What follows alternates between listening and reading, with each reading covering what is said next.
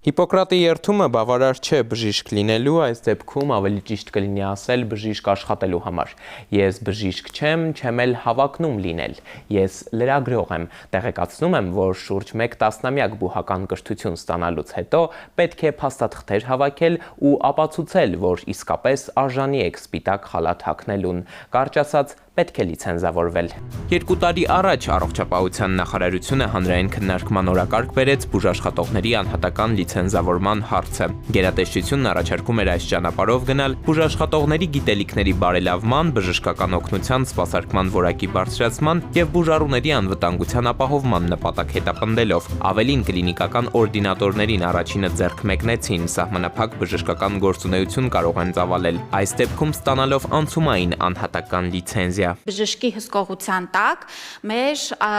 օրդինատորները եւ ռեզիդենտները հնարավորություն կունենան մասնագիտական գործունեությամբ զբաղվելու եւ իրենց հմտությունները նաեւ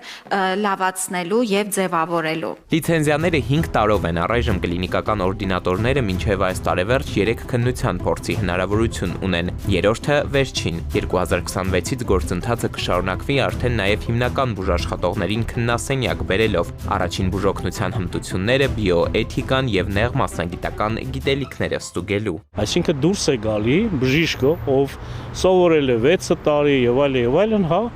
իր դիպլոմով չի կարող աշխատել, անհասկանալի է թե ինչի է դա տեղի ունենում։ Եթե դու ուզում ես բարձրացնես բուժօգնության որակ, դու պետք է անպայման օգտագործես քո բոլոր գործառույթները ուսուցողական եւ աջակցող կողմով, ոչ թե օգտագործես որպես մահակ։ Չկար այնտեղ որևէ մեկնաբանություն, հիմնավորում, թե օրինակ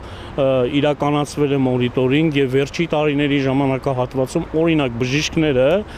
թերի են կատարել իր մասնագիտական պարտականությունները։ Եթե օրինակ Առողջապահության նախարարությունը կազմակերպեր անվճար դասընթացներ բոլոր բուժ հիմնարկներում նվազագույն չափով, դրանից հետո պահանջեր այդ գիտելիքները լրացնել համապատասխան ուղեցույցներով, այնպես ինչպես արվում է ողջ աշխարհում, ու հետո նոր կազմակերպեր այս քննությունը, սա կարելի է ընկալել։ Բժիշկ Լիլիթ Կուջոյանը հիշում է դեռ 2016-ից 2023 թվականների ընթացքում պետությունն իրականացրեց բուժաշխատողների ՇՄԶ շարունակական մասնագիտական զարգացման հավաստագրման առաջին փուլը։ Ինքը 2023-ին դարձյալ 5 տարի ժամկետով, այսինքն մինչև 2028 թվականը ստացել է համապատասխան վկայականը, որն իրեն թույլ է տալիս աշխատել։ Հարցնում է, հիմա այդ փաստաթուղթն այլևս նշանակություն չունի։ Ինչ է նշանակում բժիշկը պետք է ստանա անհատական լիցենզիա։ Մենք իմացել ենք Առողջապահության նախարարի Facebook-յան գրառումներից իրազեկումը նույնիսկ չի կատարվել, ենթադրենք բուժ հիմնարկների մակարդակով։ Գնում ենք Առողջապահության ազգային ինստիտուտ, այստեղ հենց այս օրերին ընթանում են անցումային անհատական լիցենզիա ստանալու քննությունները։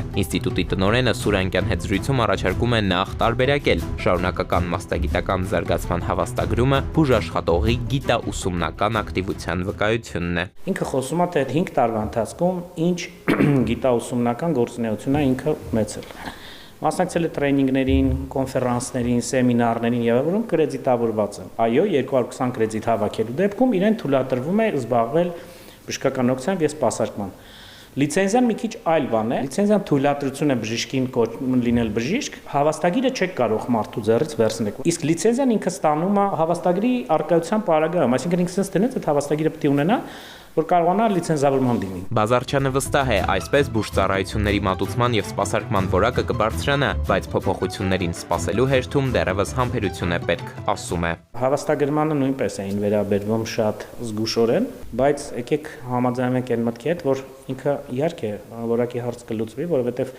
մարդիկ կարդում են, ամեն դեպքում թարմացնում են իրենց գիտելիքները։ Բժշկական գիտելիքները թարմացնելու մասին բժիշկը պնդում է հարցաշարը, գրականության ցանկը, ներառյալ ուղեցույցները այնքան էլ հայաստանյան իրականության մասին չեն։ Հղումները դրված է, որ նույն, ասենք, բիոէթիկայի եւ առաջին բուժօգնության, ենթադրում եմ նաեւ հետագայում նեղ մասնագիտականը պետք է ասվի, որ տեսեք ամերիկյան եւ եվրոպական բժշկական ուղեցույցները, իսկ ինչ-որ տեղավոր հրամանով է դա գրված, որ պետք է բժիշկը հետևի ամերիկյան եւ եվրոպական ուղեցույցներին, այլ ոչ թե ենթադրենք, չգիտեմ, ինչ ասեմ, Մոզամբիկի, օրինակ եմ ասում։ Այդ ուղեցույցներում կան թե դեղորայքներ, թե ուրեմն սարքավորումներ, որոնք որ մեր երկրում չկան, այսինքն եթե ենթադրենք այդ ուղեցույցով է բժիշկը պատրաստվում քննության, այդ հատվածը ոնց պետք է լինի։ Ազգային ինստիտուտում հակադարձում են պնդելով, թե գրականության ցանկն ամբողջությամբ համապատասխանում է ստանդարտներին։ Բժիշկ Կուջոյանն այստեղ առաջարկում է մանրամասն ծանոթանալ դրանց։ Ըստ առողջապահության նախարարության բժիշկները անպայման պետք է այս ձեռնարկը անգիր իմանան։ Անցումային անհատական լիցենզավորման քննական հարցաշար էթիկա։ Դուք տեսնում եք, այստեղ ասենք ինչ որ հարց, այստեղ հարցեր չկան։ Մասնագետներն են կազմել, մենք նաև ունենք հրավիրյալ մասնագետներ Ռուսաստանից, որոնք մեզ օգնել են, որովհետև իրենց մոտ դա դրված էր։ Մենք չունենք մասնագիտական, այսպես ասած, բառարան գլոսսերի ասվածը, այսինքն օրինակ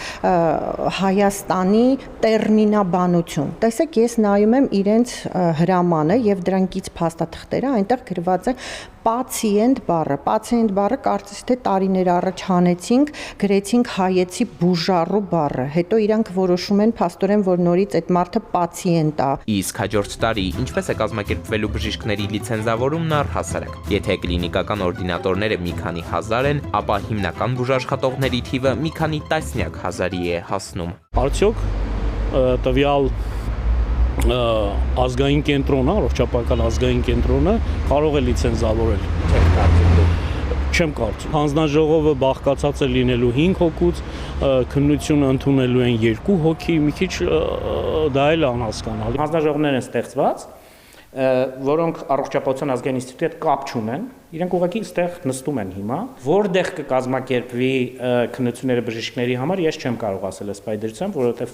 դա ընթացքում կերևա, որտեղ, ինչպես, որովհետև պետք է անպայման լոգիստիկ բաները հաշվի առնել, որ բժիշկներին հեշտ լինի։ Հետաքրքրական մի փաստ ի դեպ 2000-ականների սկզբում մեր երկրի առողջապահական համակարգն ուներ բուժաշխատողների անհատական լիցենզավորում, բայց հետո օրվա իշխանություններն այն չեղարկեցին անարդյունավետության հիմնավորմամբ։ Ինչ պատկեր կունենանք 25 տարի անց, ժամանակն է տալու հարցի պատասխանը։ Մինչև այդ մի շարք ապագա բժիշկներ ասել է, թե ուսանողներ որոշել էին առողջապահության նախարարությանը դատի տալ իրենց անակնկալի բերելու եւ փաստի առաջ կանգնեցնելու, առավել իրավական ձևակերպումներով այս գործընթացը ոչ հավուր պատշաճի կազմակերպելու համար, այդ թվում կարճ ժամանակահատվածը։ Փորձեցինք նրանց հետ էլ կապ հաստատել։ Ապարդյուն։ Էդուարդ Պողոսյան, Զորհաբ Քարամյան, Վահրամ Ավոյան, Սուրանգյուն։